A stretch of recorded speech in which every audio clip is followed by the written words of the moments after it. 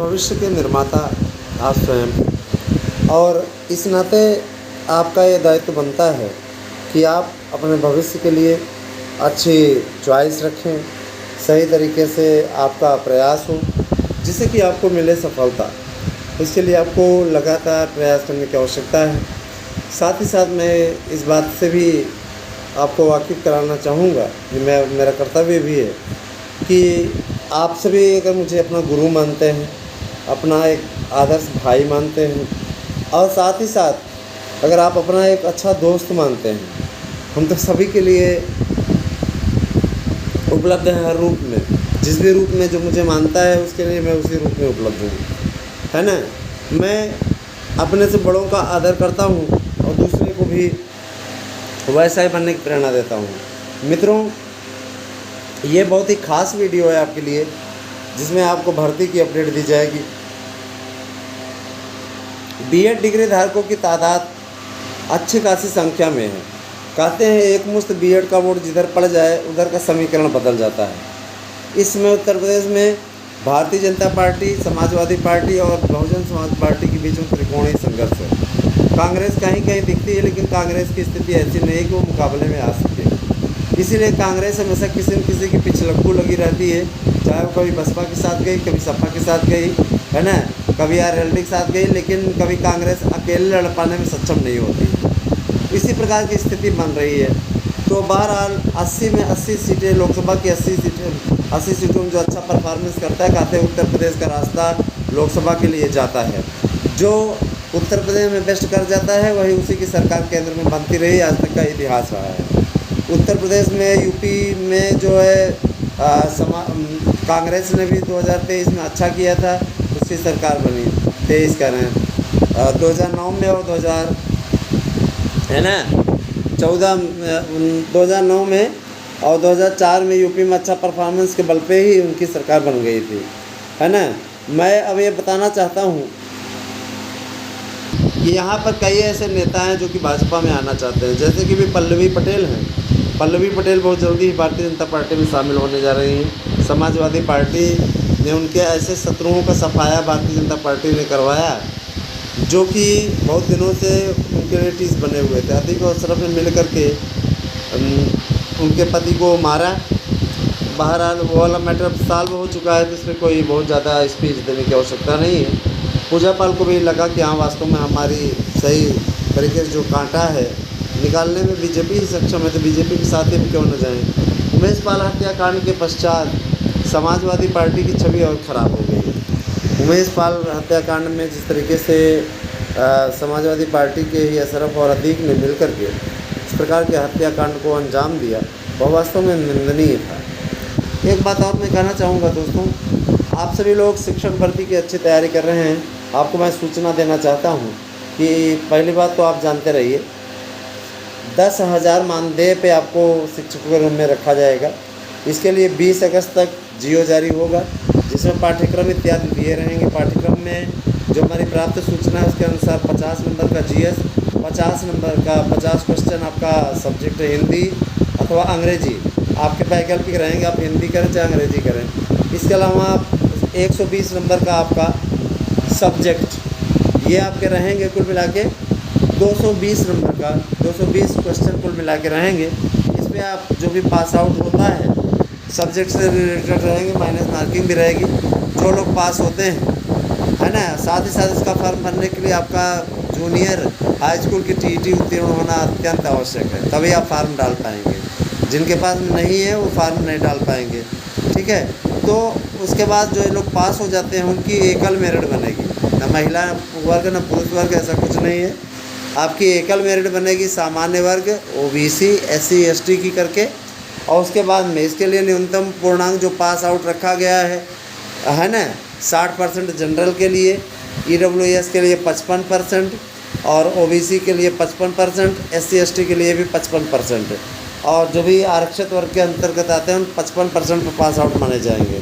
यही लोग form apply कर पाएंगे और इसके बाद में उनकी एक परीक्षा होगी। उस परीक्षा में उत्तीर्ण होने के पश्चात, है ना, उसमें भी कट ऑफ निर्धारित किया जाएगा। जो उस कट ऑफ के अंतर्गत जाएगा उस कट ऑफ मेरिट पे निश्चित रूप से उनका चयन होगा। 60% उसमें भी 60 परसेंट रखा गया वो सबके लिए रखा गया 60%। ऐसा नहीं कि उसमें वर्गवार बटेगा, वर्गवार नहीं बटेगा, वो आपकी कंपटीशन की परीक्षा रहेगी, इसीलिए उसमें वर्गवार नहीं रहेगा।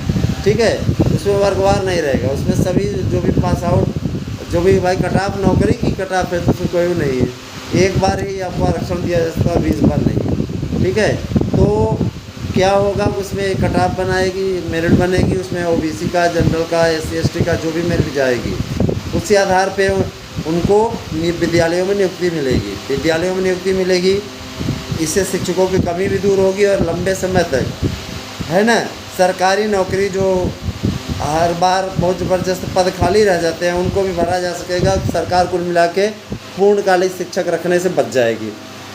ठीक है, तो ये सरकार की योजना है। आने वाले समय में आप लोगों को ये भर्ती देखने को मिलने जा रही है 10,000 रुपये प्रतिमाह के मानदेय पे। इससे बेरोजगारों की समस्या भी दूर होगी और विद्यालयों की स्थिति भी सुधरेगी। सरकार का कहना है, मैं पढ़ के बोल देता हूँ, सरकार सबको रोज़गार उपलब्ध कराने के लिए प्रतिबद्ध है। इसके लिए स्मार्ट रोज़गार कार्ड की भी व्यवस्था की जा रही है, सचिव का बयान है।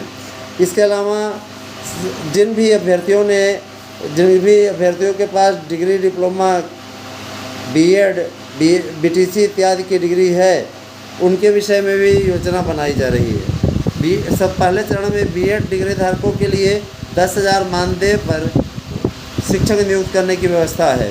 इसके लिए एक परीक्षा का आयोजन कराया जाएगा, जिसके लिए जूनियर TET उत्तीर्ण होना अत्यंत अनिवार्य है ना। इसके अलावा बता रहे हैं पूरा सारी चीज़, आपकी परीक्षा का आयोजन 29 सितंबर तक करा लिया जाएगा। उसके पश्चात आप लोगों को नियुक्ति दे दी जाएगी कट ऑफ मेरिट के आधार पर। जाहिर सी बात है दोस्तों, ये आपके लिए बहुत बड़ा प्लस पॉइंट है और हम इस चीज़ के लिए भी खुश हैं। चलिए ठीक है, किसी का भला तो हो, है ना। आप कम से कम ऐसे पढ़े हुए हैं, कम से कम आपकी नियुक्ति हो, है ना। बहुत लोगों को हल्दी नहीं लगी है, उनको हल्दी लग जाए, कई लोगों को हल्दी नहीं लगी हुई, शादी उदी नहीं हुई है, कम से कम उनका भी भला हो जाए, हला भला हो जाए, परिवार वाले हो जाएं, ज़िंदगी को कुछ आनंद उठा लें ना। तो ये सारी चीज़ें हैं और आने वाला समय अब आपके लिए बहुत महत्वपूर्ण है। हम सिलेबस उपलब्ध होने के पश्चात हमारे यहाँ नोट्स की बनाने की प्रक्रिया स्टार्ट कर दी गई, क्यों हम ये चाहते हैं कि आप गुमराह ना हो और आपका अच्छा ज़्यादा से ज़्यादा भला हो। ठीक है, आप लोग अगर नोट्स बुक करते हैं तो उसके साथ आपको सिलेबस भेज दिया जाएगा, तब तक सिलेबस से अध्ययन करते रहिए, नोट्स जल्दी व्यवस्थित हो जाएगा, है ना।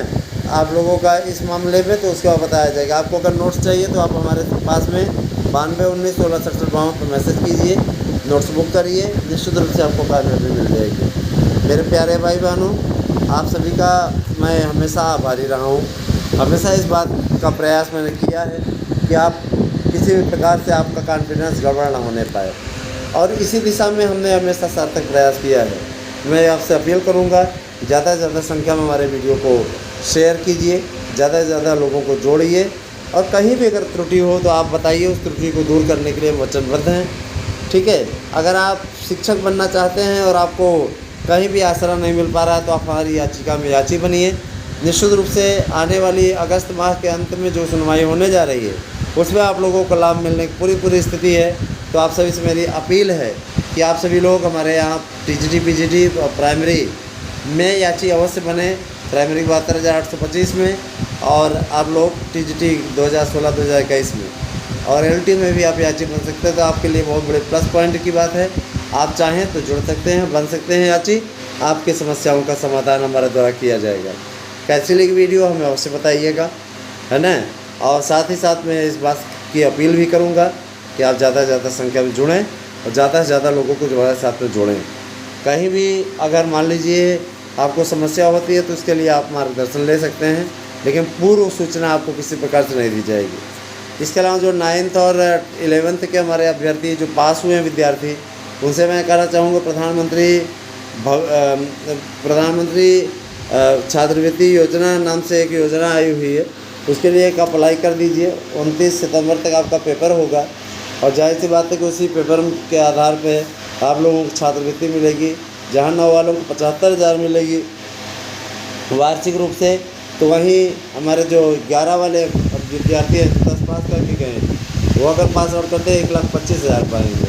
तो चूँकि मत, निश्चित रूप से हमारे पास डिटेल है अगर आपको चाहिए उसकी डिटेल तो हमारे पास मैसेज करिए, ये आप लोगों को मिल जाएगा 92/19/16 का।